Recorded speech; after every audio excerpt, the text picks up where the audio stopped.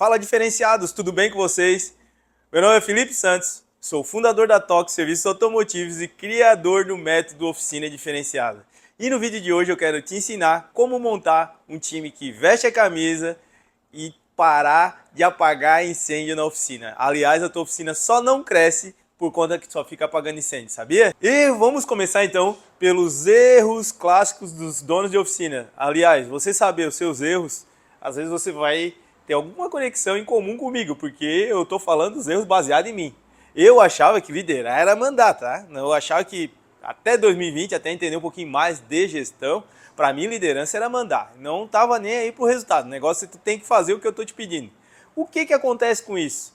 Tu se torna o gargalo da tua empresa. Por que tu se torna o gargalo da tua empresa? Porque as pessoas só te obedecem. E elas não vão ir contra a tua ideia. E muitas coisas que aconteceram dentro da Tóquio foram através das ideias das pessoas que trabalham aqui dentro. Então, liderar, aqui é a primeira dica que eu dou para você, liderar não é mandar, tá? Não é mandar, não vai nessa pilha, porque eu sou o chefe, porque eu mando, porque eu faço, porque eu aconteço. Talvez, em algum momento, tu vai precisar dar um norte para tua equipe, mas deixa eles se desenvolverem, que eles vão se tornar muito melhores que você. Outro erro clássico é o dono ser um centralizador. Ele vai lá, ele vai acabar querendo saber de tudo que está acontecendo. Um exemplo que eu dou é quando eu, às vezes, tinha um colaborador conversando com um cliente, esse cliente saía da empresa, eu ia lá no colaborador, o que tu falou para ele, o que aconteceu, o que deixou de acontecer, e eu ficava preocupado com o atendimento que ele tinha dado. E isso, na verdade, o que eu tornava o meu colaborador? Um bebê, uma criança, não conseguia desenvolver ele não conseguia, às vezes, ter a segurança de que tudo que ele estava fazendo estava correto. Então a gente ensinou, treinou, e a partir do momento que a gente consegue desenvolver essa equipe, a gente melhora isso. Outro erro clássico do dono de oficina é, às vezes, não saber delegar. Não saber delegar, mas por que tu não sabe delegar? Já parou para pensar nisso? Porque isso aqui não é um erro clássico teu, tá? Era um erro clássico meu. E agora, com os treinamentos, acompanhando as equipes, acompanhando os outros donos de oficinas, que a gente tem acompanhado de perto, tem dado esse respaldo para eles, eu percebi muito claramente que os donos de oficina não sabem delegar. Mas por que não sabem delegar? Porque eles não têm os processos bem estruturados e organizados. E daí o que vai acontecer na delegação? É tu delegar uma coisa que nem tu sabe como tem que ser executado direito, ou não tem desenhado. Só a tua cabeça sabe. Aí tu vai ter o seguinte pensamento: só eu sei fazer, ninguém mais sabe. Esse é um dos principais erros de delegação e um dos principais erros dos donos de oficina. E daí o que vai acontecer? Automaticamente você para de delegar e você começa a centralizar tudo, porque ninguém consegue executar da maneira que tu executa. Mas é lógico, se só tu sabe, como é que as pessoas vão executar da maneira que tu executa se tu não tem os processos desenhados? Pensa comigo aí. E aqui eu quero trazer um pouquinho mais para a prática de vocês, trazer um pouquinho da minha vivência, né? Dentro da Tóquio, o método Oficina Diferenciada, ele surgiu de dentro da Tóquio. As aplicações que a gente fez de gestão, de funcionamento da empresa no modo geral. Até, aliás, talvez nesse vídeo você esteja escutando um barulho de bico de ar. Isso é a prova que nós estamos gravando esse vídeo dentro da Tóquio e no dia de funcionamento da Tóquio. Para você ver que é possível a gente conseguir fazer isso. Através que talvez o bico de ar, o barulho do ar atrapalhe um pouquinho, mas eu até te peço desculpa de antemão, mas é para você saber que é possível acontecer. Agora a pneumática, olha só como as coisas acontecem.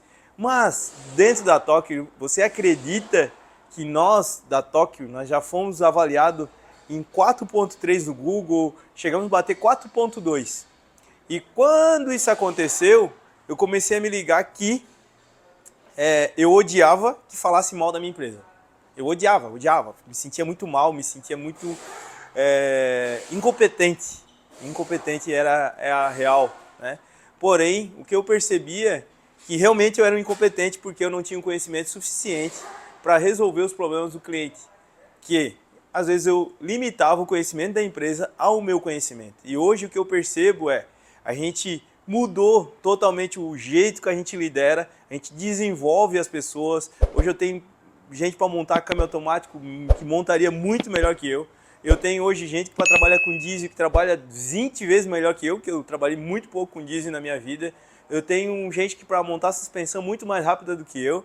Eu tenho pessoas para fazer um atendimento muito mais rápido do que o meu, até porque, aqui comentando, eu já levei 2 horas e meia para atender um cliente só. Cara, meu atendimento eu perco muito a noção do tempo, porque eu começo a conversar com as pessoas e eu sou um cara de relacionamento. Isso é o meu ponto forte, relacionamento. Então, quando eu tenho a oportunidade de estar conversando com alguém, eu acabo me perdendo no tempo. Eu não ligo para a vontade de ir no banheiro, eu não ligo para nada. A minha vida simplesmente para falar com aquela pessoa porque eu gosto de fazer o que eu estou fazendo. Porém, não é viável para uma empresa alguém atender um cliente em 2 horas e meia. É muito tempo. E o pior de tudo, o cliente não aprovou o serviço ainda. Isso que é pior. Você deve estar aí rindo atrás do vídeo, né? Não ri porque é vida real aqui. O negócio acontece mesmo de verdade. Então, esse aí era um problema meu. E quando eu comecei a identificar que isso era um problema de gestão, às vezes aquele cliente que eu atendi 2 horas e meia, ele não gostou de ficar aqui 2 horas e meia dentro de uma oficina, sendo que o carro dele nem mexido foi. Não faz sentido para ele ficar 2 horas e meia dentro de uma oficina. Então eu comecei a identificar que eu não era bom no atendimento, comecei a identificar que eu não era bom no financeiro. Eu sou um cara bom em analisar planilha, porém, ficar alimentando essas planilhas, lançamento, não faz sentido para mim. Não é legal, eu não gosto. Não é que eu não gosto, eu não tenho aptidão para aquilo. Então tem que achar pessoas melhores que eu para fazer o que tem que ser feito. Porque, aliás, eu me torno gargalo muito fácil. Porque daí eu vou me limitar a não lançar planilhas se eu não sou muito bom naquilo. O atendimento eu vou me limitar a quantos clientes por dia. Se eu tenho 8 horas por dia, 2 horas e meia cada cliente, eu vou atender 4 clientes. Sendo que hoje, ali, o pessoal do atendimento tem 2 pessoas atendendo, eles conseguem atender 30 pessoas por dia, 40 pessoas por dia. É melhor o atendimento ou não é? Pensa comigo aí. Então, depois que eu entendi a gestão, a TOC começou a mudar até que nós chegamos a bater a meta de 4.8. Hoje, no dia de hoje, nós estamos com 4.8 no Google, com 575 avaliações. Muita avaliação positiva, muita coisa boa. Tem avaliação negativa? Tem. Normalmente lá do passado, tá? Essas avaliações 1 estrela. E é lá do passado por quê? Sentado na gestão da oficina, eu entendi que eu precisava criar um padrão de atendimento onde levasse o cliente a dizer essa empresa é 5 estrelas. Então, a gente criou o atendimento 5 estrelas, criou a metodologia de retrabalho, trabalhamos muito a questão do atendimento ao cliente, todos os passos de fidelização do cliente. Hoje eu estou mais nesse sentido para fidelizar o cliente, estou cuidando muito da agenda para ter uma oficina lucrativa, uma passagem de veículos altamente lucrativas, com um ticket médio alto. Tudo isso a gente foi perdendo, foi ganhando, né, ao entender um pouquinho sobre gestão.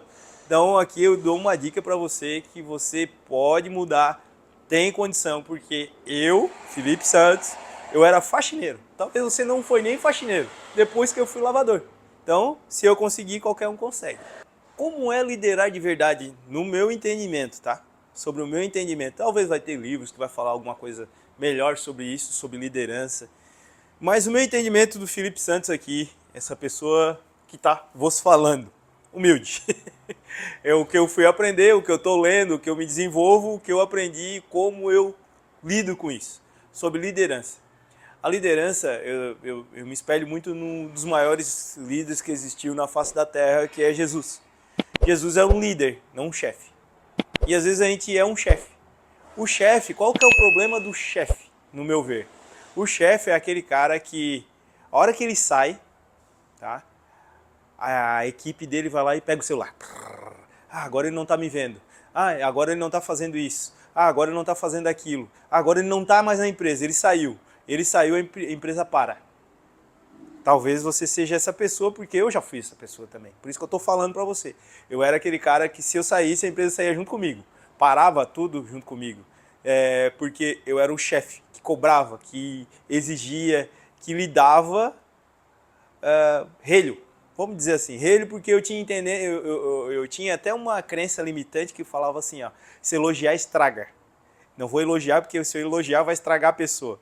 ou ela vai pedir aumento?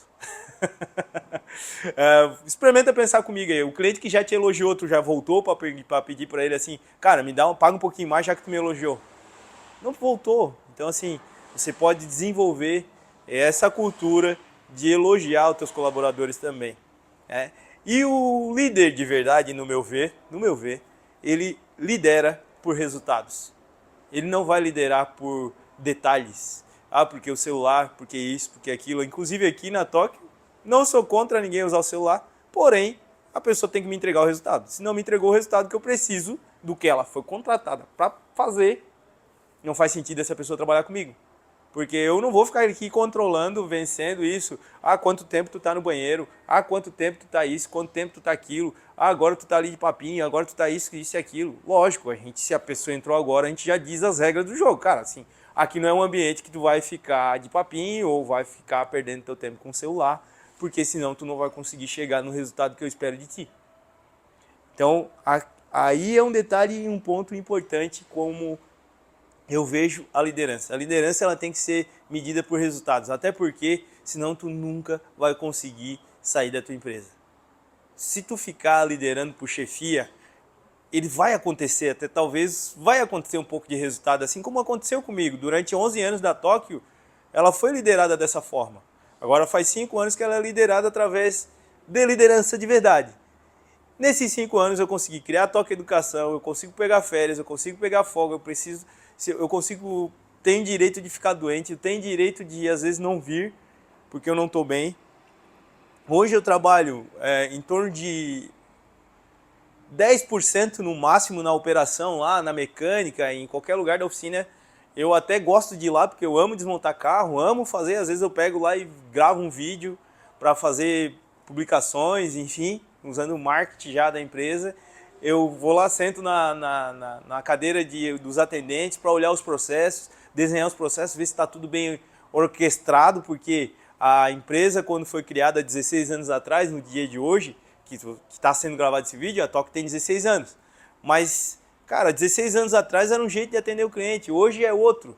Mas eu entendendo, sentando na cadeira do líder de verdade, eu desenho os processos e vejo se o meu cliente lá na ponta está bem atendido. Eu vejo também se lá no pessoal da operação, os atendentes, os mecânicos, se está prático para eles executarem aquele atendimento. Porque daqui a pouco, o cliente, para ser bem atendido, ele quer que tu plante bananeira. Cara, não faz sentido eu plantar bananeira. De repente eu vou ter que moldar esse cliente para dizer, cara, aqui nós não plantamos bananeira.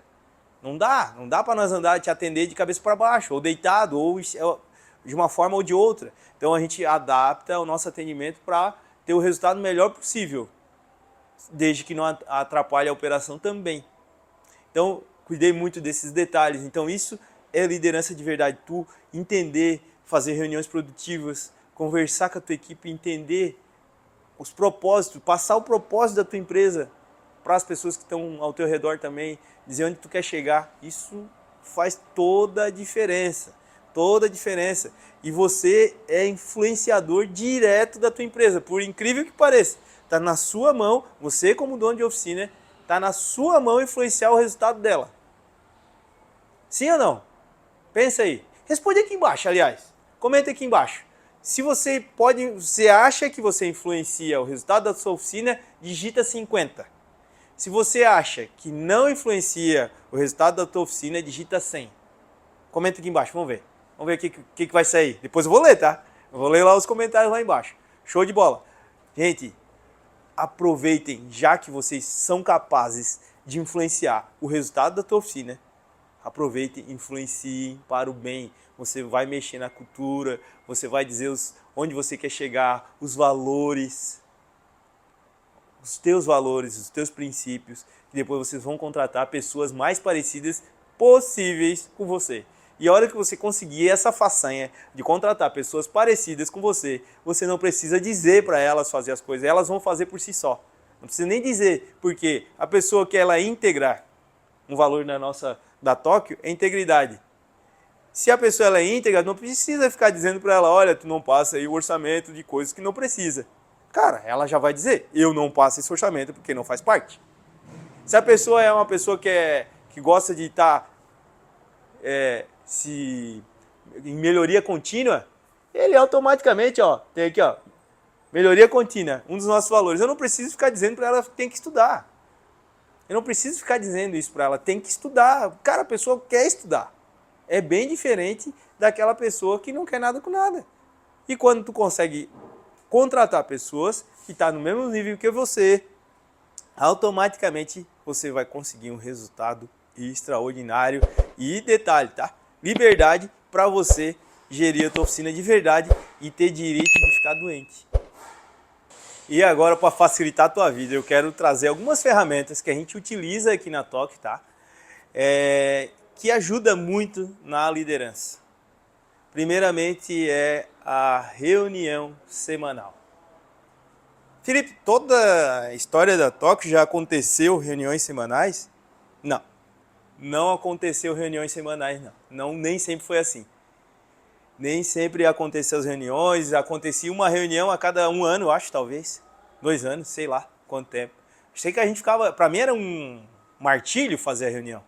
Porque eu sempre levava umas pancadas na cabeça, porque eu demorava muito, né? Então, por demorar muito para fazer a reunião, os problemas vão surgirem.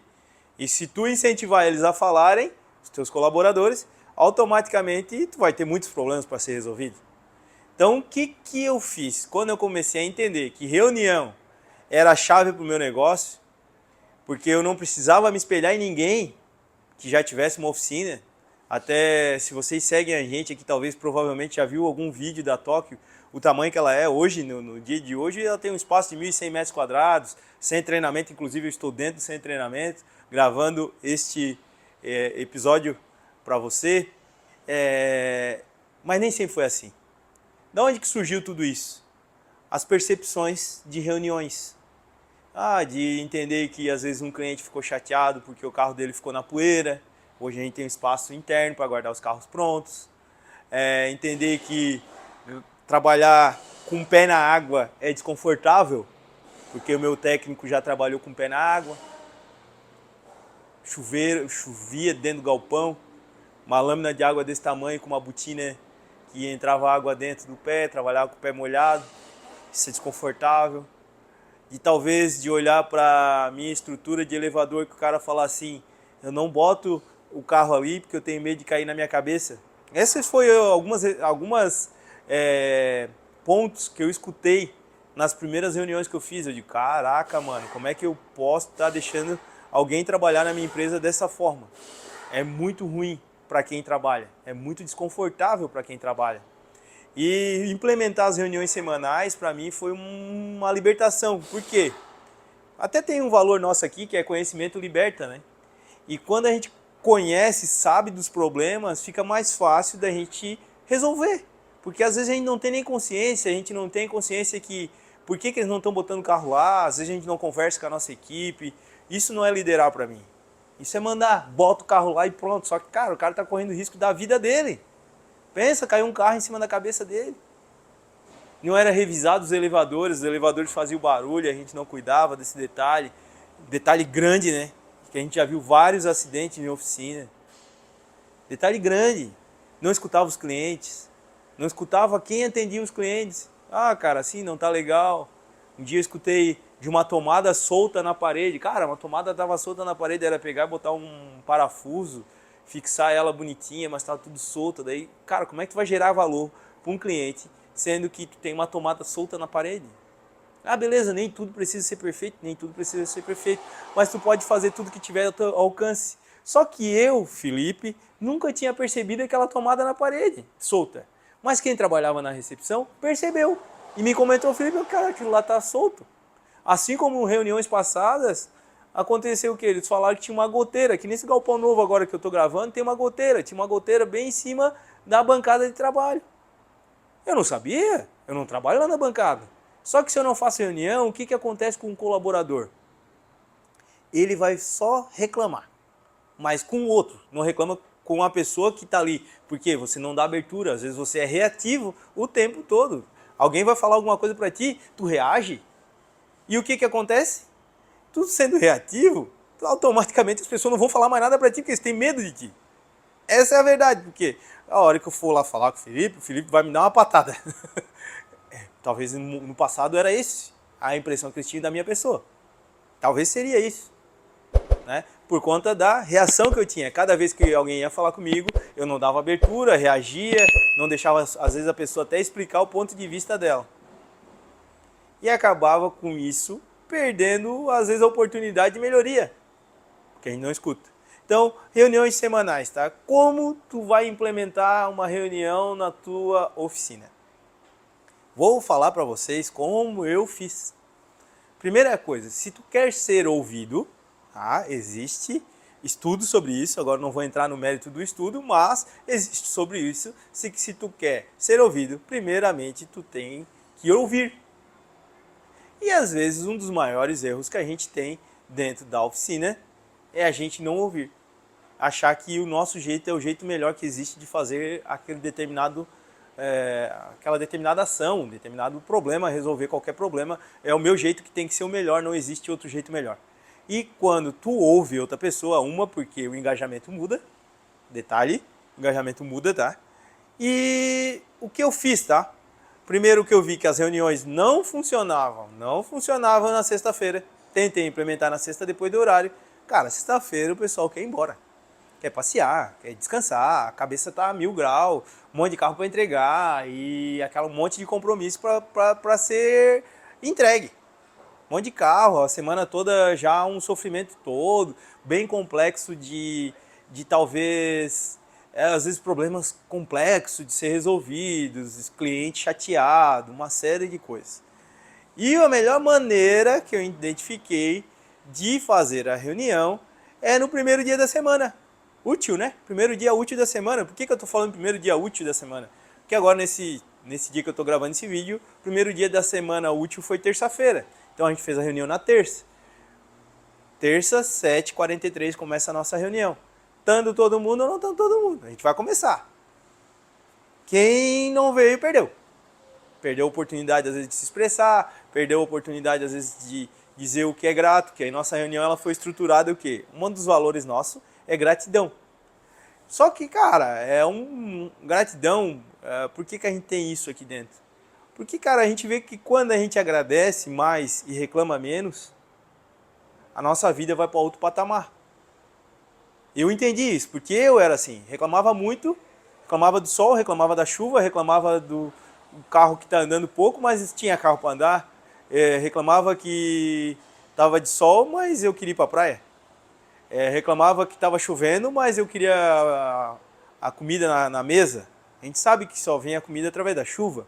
Tem que acontecer todo o equilíbrio. Reclamava de colaborador, mas eu não olhava o lado dele. Reclamava que não tinha movimento, mas eu não cuidava da minha parte, que era o marketing. E assim a gente foi. E eu percebi que, cara, quando a gente agradece mais, a nossa vida vai para outro patamar. A gente agradece. E uma das primeiras etapas da reunião nossa, de segunda-feira, é justamente o processo de gratidão. Ontem até fiz uma pergunta para eles, que é qual a vitória que eles tiveram nesse ano. E foi muito legal tu ouvir, às vezes, as vitórias desse ano, porque dentro da mesma sala, com os mesmos colaboradores, tem um que conseguiu comprar um apartamento. Que era uma vitória que ele tinha até o final do ano. E no fim ele conseguiu já, no terceiro mês do ano. Fiquei bem feliz com isso. E dentro da mesma sala existe uma outra pessoa que quer comprar um apartamento. Então, automaticamente, essas duas pessoas já vão se comunicar e dizer assim, cara, o que tu fez para comprar o teu apartamento? Ah, cara, eu trabalhei isso. Aquela pessoa que conseguiu o apartamento, olha só o engajamento dela.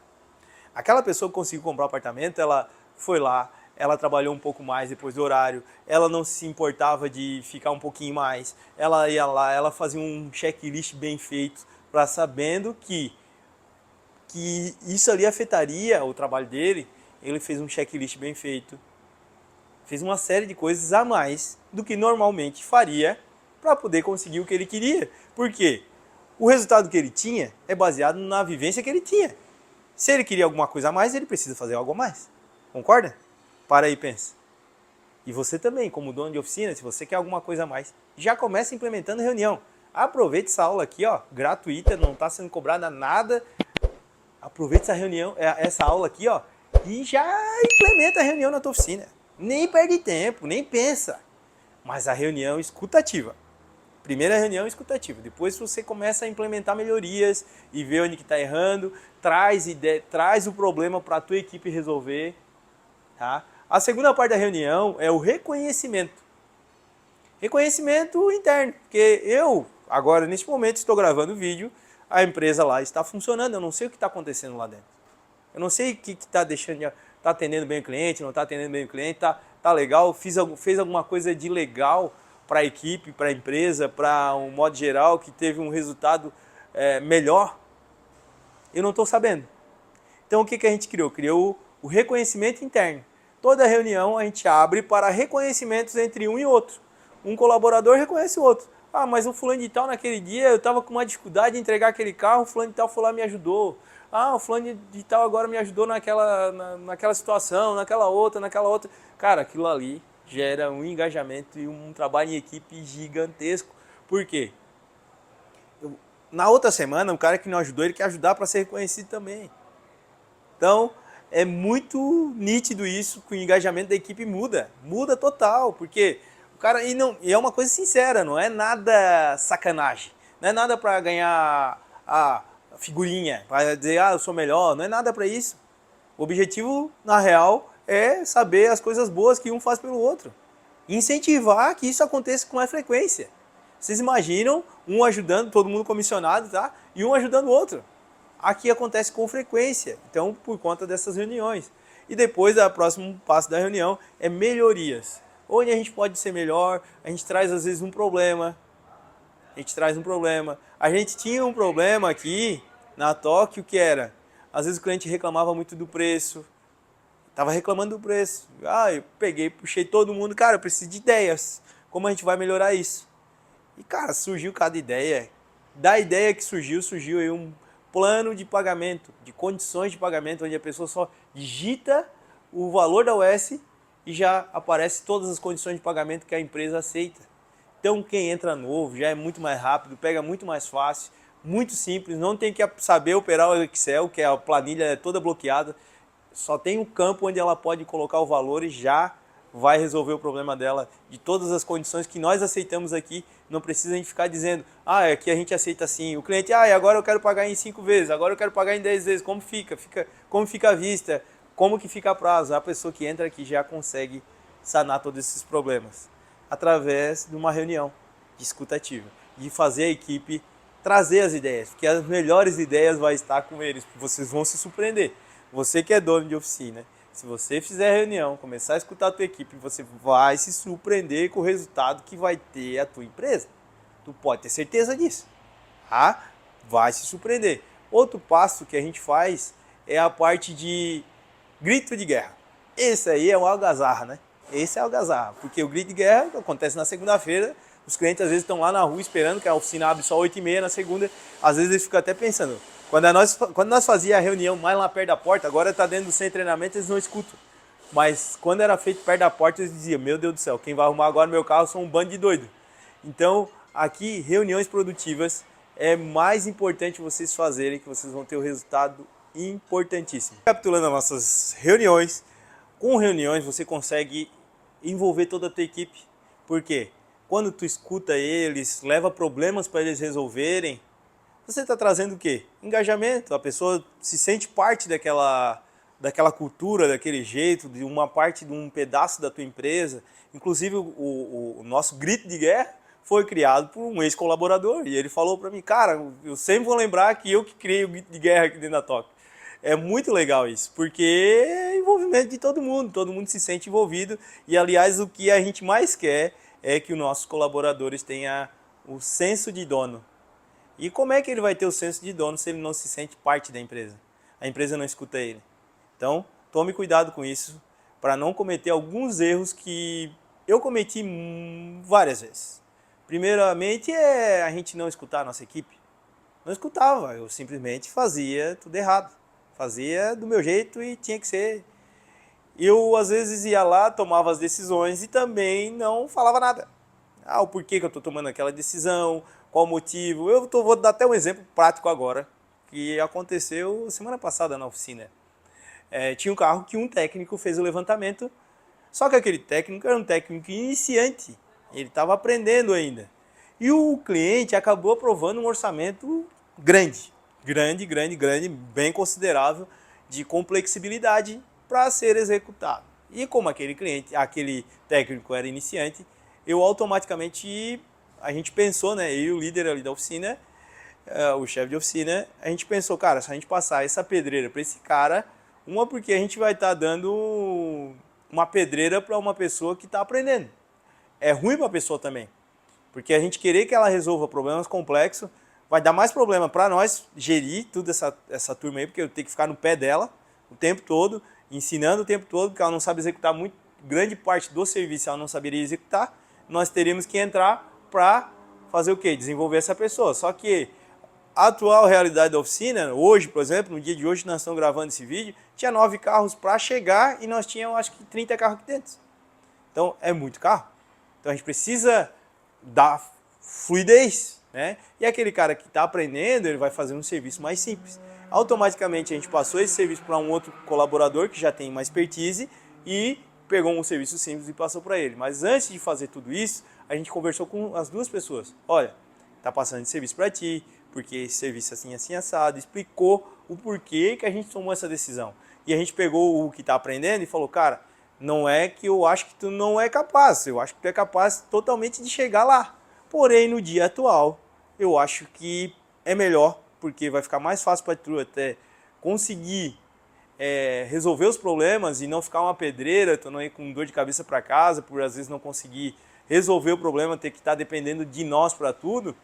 Eu acho que eu vou passar essa revisão para você executar, que você vai ter muito mais tranquilidade para executar isso aqui que você já executou na vida. Está em fase de aprendizagem. Então, essas explicações eu não dava.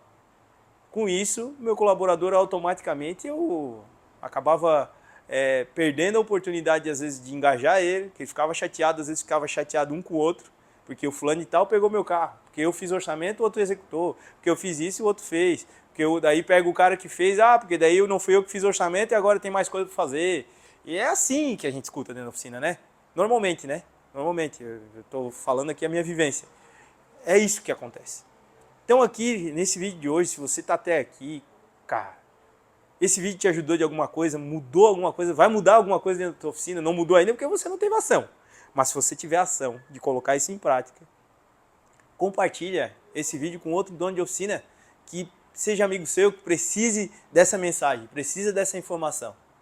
Aliás, eu criei tudo isso para ajudar você, que é dono de oficina, porque eu passei por isso tudo e eu presenciei que não tinha, às vezes, alguém falando a nossa língua.